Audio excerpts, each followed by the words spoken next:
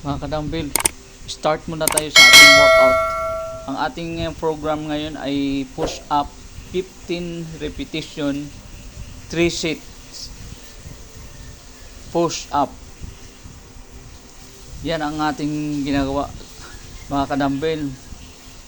At lahat ng mga nag-fitness at ang isusunod naman natin ay diamond push up. 15 repetition din yan mga kadambil. 3 sets. 3 sets po siya. Tapos 15 repetition. Tiis-tiisin lang.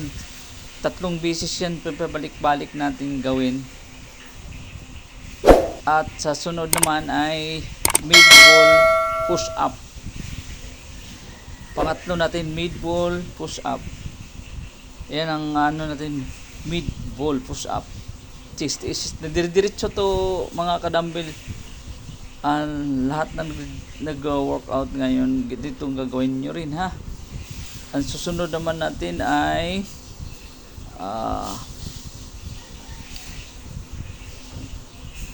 yun, tuloy-tuloy lang, tuloy-tuloy.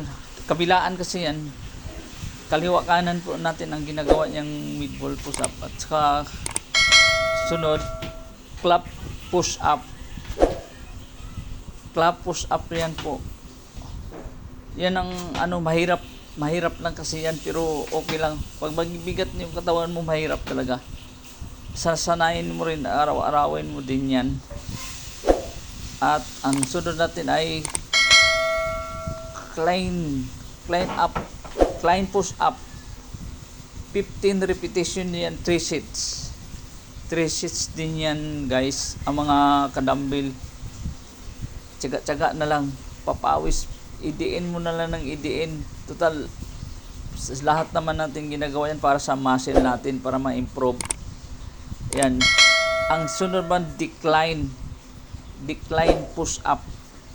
15 repetition din yan mga kadambil.